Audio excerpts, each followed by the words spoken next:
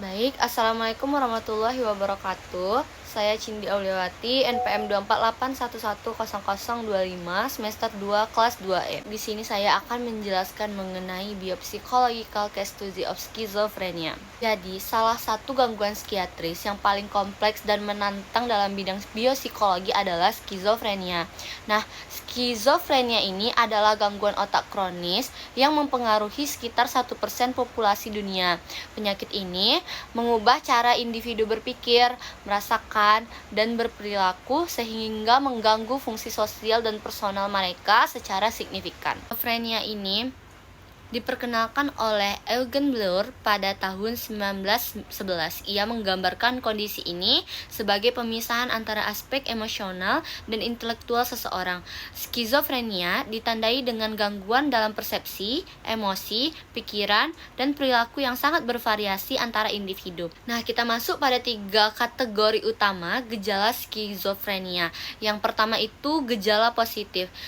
Gejala positif ini meliputi delusi seperti keyakinan tidak rasional, halusinasi, itu terutama pada pendengarannya, ucapan tidak teratur, dan perilaku kacau. Nah, yang kedua itu ada gejala negatif, seperti ekspresi emosi yang tumpul, penarikan diri sosial, pasif, dan miskin interaksi. Yang ketiga itu ada gejala kognitif, gangguan memori, konsentrasi, serta kesulitan dalam membuat keputusan. Nah, di sini saya akan menjelaskan area otak yang terpengaruh. Nah, bisa kita lihat sama-sama di sini ada diagram otaknya. Nah, yang pertama itu ada lobus frontal atau khususnya dorsolateral prefrontal cortex atau DLPFC. Nah, ini terlibat dalam fungsi eksekutif, perhatian, dan memori kerja.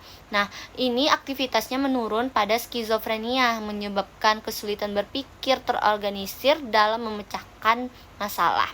Yang kedua itu ada lobus temporal dan hipokampus. Lobus temporal penting untuk pemrosesan suara dan emosi. Hipokampus mengalami penyusutan volume, terutama subfield CA2 sampai CA3 yang berkaitan dengan keluhan memori dan penyimpangan dopamin di basal ganglia. Yang ketiga itu ada talamus, berfungsi sebagai pusat relay sensoris pada skizofrenia. Sering terjadi penurunan volume dan konektivitas antara talamus dan korteks. Keempat ada white matter atau serabut koneksi otak. Terdapat penurunan integritas serat putih di berbagai wilayah dan ini mengganggu komunikasi antara area otak. Nah, kita masuk kepada yang kelima, yaitu striatum dan dopaminergic system. Nah, di sini jalur mesolimbik atau termaksud striatum mengalami hiperdopaminergic, yaitu memicu gejala positif seperti halusinasi dan delusi. Baik, kita akan masuk kepada materi peran neurotransmitter. Nah, 2 neurotransmitter utama yang berperan dalam skizofrenia itu adalah dopamin dan glutamat. Nah, hipotesis dopamin menyatakan bahwa kelebihan aktivitas di jalur mesolimbik menyebabkan gejala positif. Obat antipsikotik generasi pertama bekerja dengan memblokir reseptor dopamin D2. Yang kedua itu ada glutamat. Hipotesis glutamat menyatakan bahwa penurunan fungsi glutamat khususnya pada reseptor NMDA, berkontribusi terhadap gejala skizofrenia. PCP dan ketamin atau antagonis NMDA dapat menimbulkan gejala seperti skizofrenia. Kita masuk kepada faktor genetik. Skizofrenia memiliki komponen genetik yang kuat. Resiko seseorang meningkat jika ada anggota keluarga yang mengidap skizofrenia. Nah, data menunjukkan kembar monozigot itu resiko 60-70%. Kembar dizigot itu resikonya 10-15%. Anak dari orang tua skizofrenia itu sekitar 13%.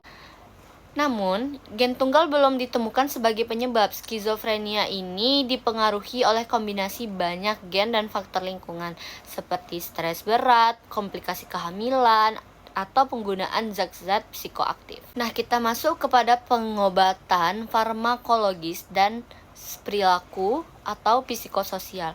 Pengobatan utama skizofrenia adalah pengobatan obat antipsikotik yang terbagi menjadi, yang pertama itu ada antipsikotik generasi pertama atau tipikal, itu contohnya seperti haloperidol, chlorpromazine. Nah, ini bekerja memblokir reseptor dopamin D2. Efektif untuk gejala positif, namun memiliki efek samping motorik berat seperti tremor dan kuat otot. Kedua itu ada antipsikotik generasi kedua atau atipikal. Nah, contohnya ada risperidon, olanzapine, clozapine, bekerja pada dopamin dan serotonin. Nah, ini efek sampingnya motorik lebih ringan, tapi bisa menyebabkan kenaikan berat badan atau gangguan metabolik.